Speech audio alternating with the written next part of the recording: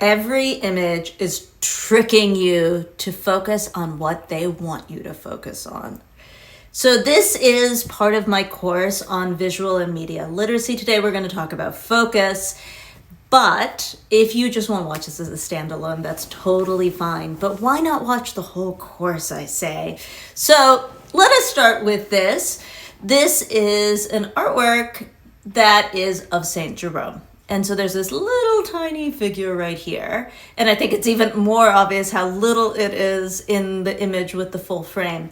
But what they've actually done is hold your focus on that small figure by putting in a lot of negative space. So he is in bright light and framed by his weird desk that is also a stage. So this square, and then these pieces of window are actually kind of framing it as well. And then of course you have the literal frame.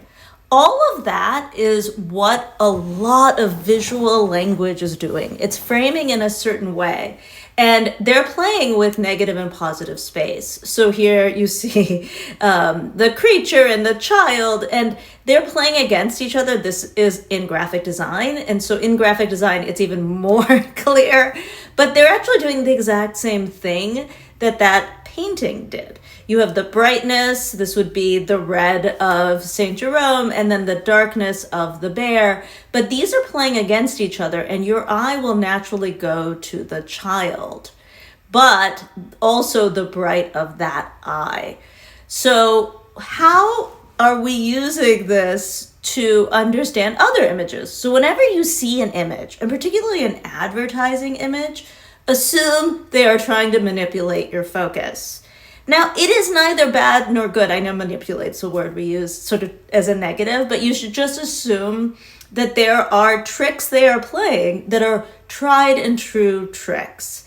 And so one of the things you can do as a smart consumer of visual imagery is to see what those tricks are. In this instance, it's a pretty banal trick, right? They're showing how kind of clever they are by taking the negative space and making it a bear. Similarly here, what they're trying to do is, and a lot of advertising uses this to show how clever they are. So these are, of course, hands that remind you of nature, and this is for a wildlife foundation. And they're using that same trick again in painting, where they use a bright light to help you with focus.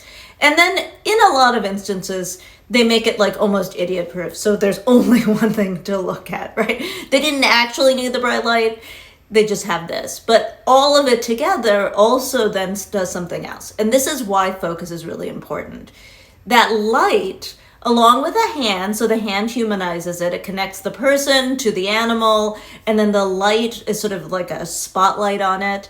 The reason that visual culture uses focus to draw your attention is then to pull on your emotions. It's a lot easier to make you have an emotional connection with something if there is a clear focus. Then you're not kind of thinking about anything else. You are immediately going to make sense of it and then connect to it.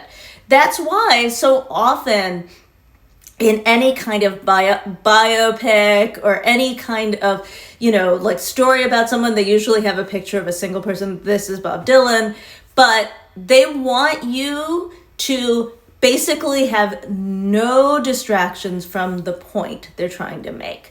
Now, this is very interesting in that it has the opposite. So he is in shadow, but that has to do with his ethos, but it is still the same kind of visual design. And then the emotion comes from all the colors in the hair. So what have we learned in this episode? Well, we've learned that color in the last episode can draw attention, but focus can as well. And focus is usually manipulated by using light and dark and placing it in a place that is for you to pay attention to. So in this one, actually, your eye probably went to this first, to the lightest space. Then you're going to go to the rest of it. So let's just put these ideas together as we finish up this episode. So when you're looking at any kind of visual media, today we just happened to look at art history and to posters, but you could do this for any political poster or any photograph that you ever see that is created by somebody who is trying to pay attention. So any ad, let's say. what you should look at is, where is the bright part, the light part, where's the dark part? What kind of framing are they doing to draw my attention? If there is more than one thing in the image, why have they put in more than one thing? What are they trying to tell me with that?